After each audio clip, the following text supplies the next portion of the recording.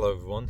As you can see, I'm still at the radio observatory, the very large array in New Mexico, and I actually wanted to make this video whilst I was in Socorro, which is roughly 14 miles that way, but I ended up taking a different route, and I wanted to go to Roswell. I wanted to make a video about that, but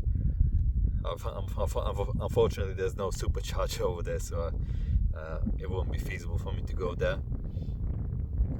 So in this video I want to talk about probably one of the best UFO cases of all time, which happened in Socorro. Now it happened in April 1964 when Lonnie Zamora was chasing a car that was speeding on a highway nearby Socorro, and he noticed something strange. What it turned out to be was an object he couldn't identify. It wasn't a normal craft, something that humans would make. Now that I think of it, actually, the shape of it, I guess it was very similar to the famous Tic Tac UFO, which I'm gonna make a separate video about soon, since it happened near San Diego, where I'm heading now. Someone said it looked like a butane tank, white, probably made of aluminum or some kind of a similar metal. It had a red insignia on it, but no one can recognize what it actually was. And the strange part about it is that there were actually two beings, which according to Lonnie were either small adults or larger kids in white overalls. They noticed him, and shortly after they disappeared, he heard a noise. It could have been a hatch closing or something like that. And then this craft that was standing on four legs lifted up. There was a blue-orange flame coming out of the bottom of it, and according to Lonnie, there was a high-pitched sound which then turned into a very low-pitched sound and then disappeared. So it went up in the air and just went off. Now, according to Lonnie, when he was in a gun battle, it was really scary. But this, that's something like that is over in a short amount of time. But this really stayed with him. Lonnie Zamora was a legit police officer. He had no reason to make something like this up. And here's the thing: there was actually physical evidence that it happened. After that, the Air Force came in. Some of his colleagues had a look at the site as well, and there were actually some indentations in the ground. In fact, there were even some burnt bushes, and actually the sand underneath the craft was actually turned into glass, which means there must have been high pressure and heat present.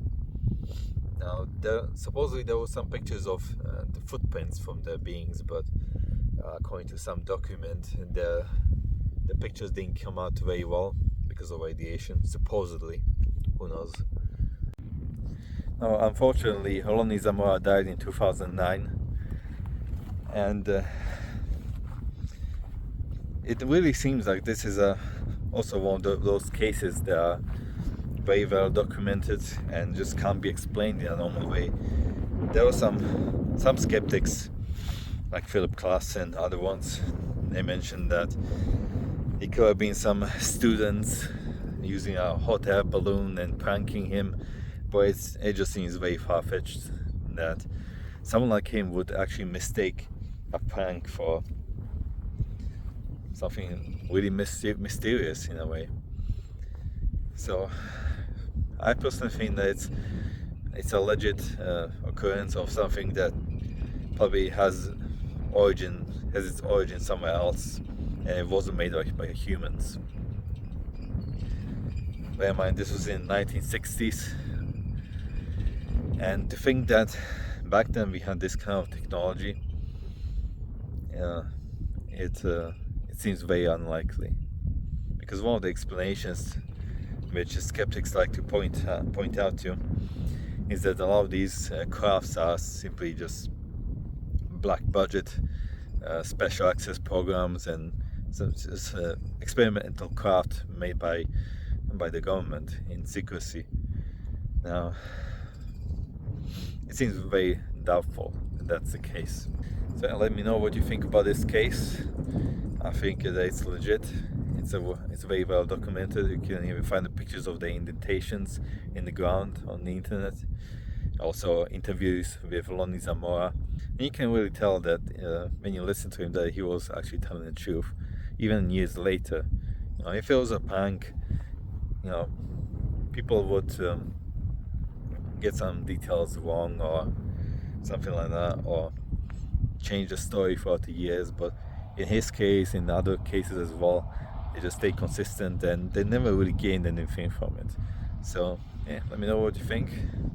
It's really great being to these places, and I'll see you next one.